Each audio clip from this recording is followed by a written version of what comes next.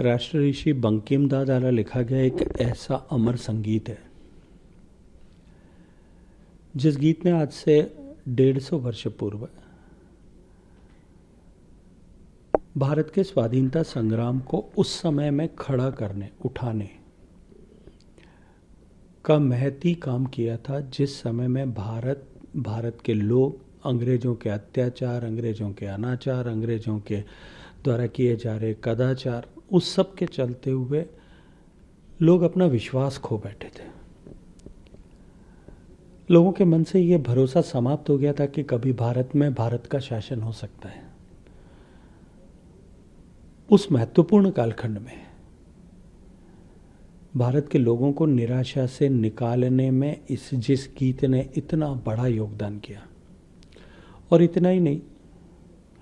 भारत के स्वतंत्रता का संग्राम जो विभिन्न स्थानों पर विभिन्न विचारधाराओं से विभिन्न तरीकों में बंटा हुआ था, उस सबको एकता के सूत्र में निबद्ध करने में भी वंदे मातरम ने बहुत बड़ा योगदान किया। हमने अपने इतिहास के पन्नों को यदि पलटें तो हम पाएंगे देश के स्वतंत्रता संग्राम में अनेक ऐसे लोग हुए जिन्होंने अपने आप को वंदे मातरम का उद्घोष करते हुए इस राष्ट्र की बलिवेदी पर कुर्बान कर दिया। अनेक ऐसे लोग हुए होंगे, वीर सावरकर जैसे, जिन्होंने वंदे मातरम का गायन करते हुए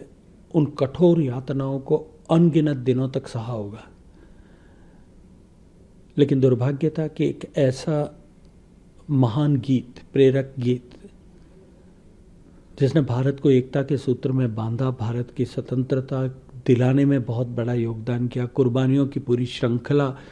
जो है वो खड़ी की, अपीजमेंट पॉलिटिक्स, तुष्टीकरण की राजनीति के चलते हुए एक वर्ग विशेष को खुश करने के लिए उस गीत को 2 टुकड़े कर दिया गया। माननीय प्रधानमंत्री जी ने जब ये कहा था कि इस गीत के बारे में 150 साल की जयंती पर जब वो बात कर रहे थे, उन्होंने कहा था कि वंदे मातरम के विभाजन ने देश के विभाजन का मार्ग प्रशस्त कर दिया। वंदे मातरम आज़ादी के बाद में देश के में गरिमा, गौरव, श्रद्धा और सम्मान प्राप्त कर सके, उसके लिए संविधान सभा में डॉक्टर राजेंद्र प्रसाद जी के प्रस्ताव पर उसको जन गण मन राष्ट्रगीत के बराबर दर्जा देना ऐसा तय किया गया था। लेकिन हमने देखा व्यवहार में उसमें निश्चित रूप से बहुत गैप था। वंदे मातरम का जब 100 वर्ष पूरे हुए थे,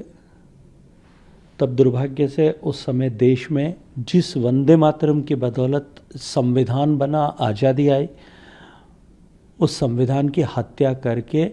और आपातकाल लगाया हुआ था। वंदे मातरम को जब 125 साल हुए, तब भी वंदे मातरम को लेकर के किसी तरह का कोई उल्लास देश में बने, इस तरह का कोई प्रयास नहीं हुआ। लेकिन भारत का सौभाग्य है कि वंदे मातरम का जब सार्धशती चल रही है, 150 साल पूरे हुए, तब माननीय प्रधानमंत्री जी ने न केवल वंदे मातरम का सम्मान पुनर्स्थापित करने की दिशा में देश भर में उनके नेतृत्व में मार्गदर्शन में प्रयास हुए, कार्यक्रम हुए, उसके साथ साथ में वंदे मातरम का सम्मान उसी श्रद्धा और सम्मान के साथ में स्थापित हो जो हमारे राष्ट्रगीत का है। राष्ट्रगीत और राष्ट्रगान दोनों समतुल्य हों, इस दृष्टिकोण से राज्यसभा में बिल प्रस्तुत किया गया था